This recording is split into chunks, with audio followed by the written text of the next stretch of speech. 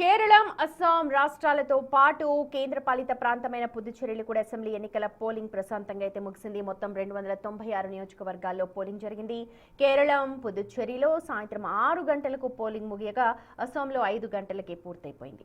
అయితే 3 ప్రాంతాల్లో కూడా ఈసారిగా భారీగా ఓటర్లు వచ్చి తమ ఓటు హక్కుని వినియోగించుకున్నారు. చూసాం కూడా చాలా భారీ స్థాయిలో పుదుచ్చేరిలో 80% పైన నమోదైంది. కేరళలో దాదాపు 140 నియోజకవర్గాల్లో 2.71 కోట్ల మంది ఓటర్లుంటే పోలింగ్ బూత్లకు భారీగా వారంతా కూడా తరలిచ్చారు. గత ఎన్నికల కంటే కూడా ఈసారి చాలా ఉత్సాహంగా ఓట్లు వేయడానికి వచ్చారు. ఇప్పటి వరకు అంటే నిన్నటి వరకు మనకు అందిన సమాచారం మేరకు 78.24% పోలింగ్ అయితే నమోదైంది. ఇది రాష్ట్ర చరిత్రలోనే రెండో అత్యధిక పోలింగ్గా నిలుస్తుంది అని అంటున్నారు విశ్లేషకులు. ఇక ఈసారి కోలికోడ్లో అత్యధికంగా 77% పోలింగ్ నమోదైనట్టుగా ఎన్నికల సంఘం చెప్తోంది. గత ఎన్నికల్లో రాష్ట్రంలో 74.06% పోలింగ్ అయితే ఈసారి 4.18% మేర అది పెరిగింది అని చెప్తోంది ఎన్నికల సంఘం.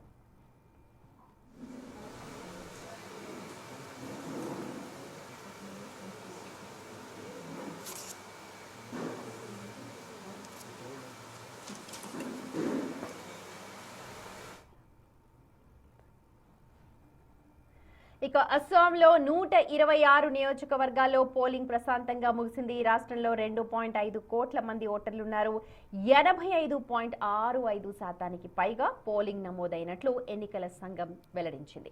2021తో పోలిస్తే ఈసారి దాదాపుగా ఓటింగ్ శాతం 3.61% పెరిగింది. గత ఎన్నికల్లో 82% నమోదైతే ఈసారి అది మరింత పెరిగింది.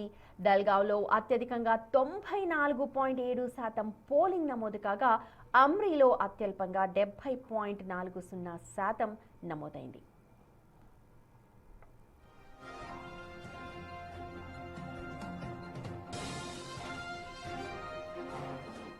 ఇక ఒకసారి పాండిచ్చేరికి వెళ్దాం. భారీ సంఖ్యలో ఓటర్లు తమ ఓటు హక్కును వినియోగించుకున్నారు పుదుచ్చేరిలో. ఇక్కడ మొత్తం 30 అసెంబ్లీ స్థానాలున్నాయి. సాయంత్రం 6 గంటలకు పోలింగ్ ముగిసిపోయింది. ఇది కేంద్ర పాలిత ప్రాంతం అని మనందరికీ తెలుసు. అయితే రికార్డు స్థాయిలో ఇక్కడ 89.87% పోలింగ్ నమోదైంది. పోలింగ్ సమయం ముగిసినప్పటికీ అప్పటికే పోలింగ్ కేంద్రాల దగ్గర క్యూ లైన్లో ఉన్న వారందరికీ కూడా ఓటు వేసే హక్కు కల్పించారు. 2021తో కనుక పోల్చుకుంటే సుమారు 7.67% పోలింగ్ పర్సంటేజ్ పెరిగినట్టుగా మనకు గణాంకాలు అక్కడ చెప్తూ ఉన్నాయి.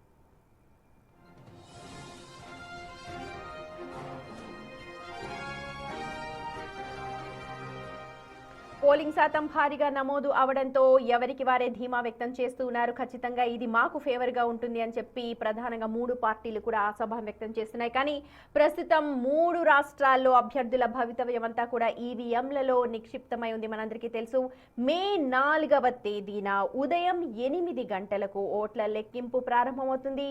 మధ్యాహ్నానికల్లా ఫలితాలపై ఒక స్పష్టత వస్తుంది. అప్పటి వరకు కూడా ఈ ఉత్కంఠ ఇలాగే కొనసాగే అవకాశం ఉంది.